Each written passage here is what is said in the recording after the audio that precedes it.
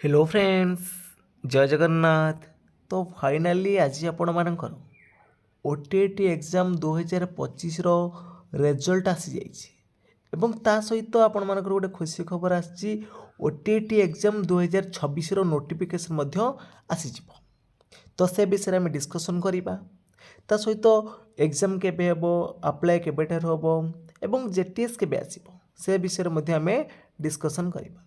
जदि आपण मानक ये भिडियोटी भल लगे निश्चित भाव में लाइक करेंगे, कमेंट करेंगे, ता सहित सेयार करेंगे एवं जो मैंने कि चैनल को प्रथम थर पर विजिट करुवे चैनल टी को सब्सक्राइब कर रखिए। तो चलतु डेरी नक आज भिडियोटी को आरंभ करवा।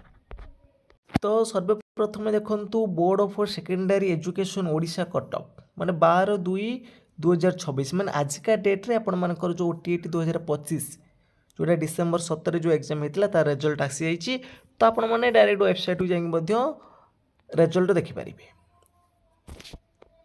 तो ता सहित आपण मानकर गोटे नोटिफिकेशन आसी देखु board of secondary education Cuttack notification number हूँ 519 डेट अच्छी आपण मानकर 12/2/2026 माने आजिका डेट्रे ना Odisha teacher eligibility test OTT 2026 it is for all OTT 2026 aspiring candidates that the Board of Secondary Education Odisha is going to conduct the OTT exam Odisha Teacher Eligibility Test 2026 during the third week of May।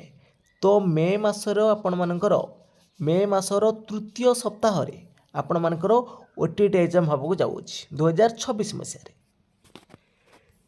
The detail notification regarding one online application procedure केमती रहिबो, eligibility criteria कौन रहिबो, date of examination, syllabus and structure etcetera shall be issued shortly enable smooth appearing of the aspirant of the examination. तो निश्चित भाव में आपण मानकर केमिति अप्लाई करा जिवो, एलिजिबिलिटी क्राइटेरिया कौन रहिबो, डेट ऑफ एग्जामिनेशन केबे अछि, सिलेबस स्ट्रक्चर सब कौन कौन रहिबो तो तापर मध्य आपण मानकर आसीजिवो, खूब जल्दी आसीजिवो। तो अप्लाई निश्चित भाव में आपण मानकर एग्जाम मे मासर हबो माने तो अप्लाई निश्चित भाव में आपण मानकर फेब्रुआरी लास्ट किंबा मार्च फास्ट रे आपण मानकर हे जिवो।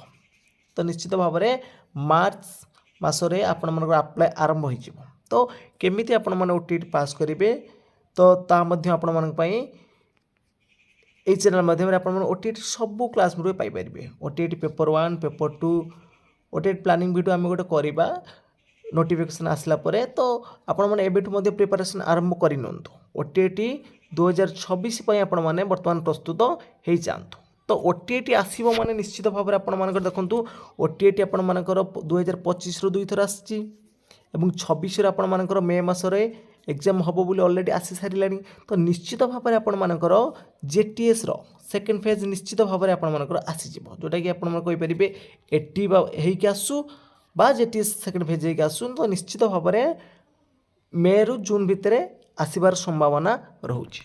तो आशा करे आपण मानक जदि भिडियोटी भल लागिथिबो निश्चित भाव में लाइक करेंगे, कमेंट करेंगे, ता सहित शेयर मध्य करनेबे एवं जो माने कि चैनल को प्रथम थर पर विजिट करुथुबे चैनल को सब्सक्राइब कर रखिबे। तो फ्रेंड्स आज पे एतिकी। जय जगन्नाथ, जय हिंद।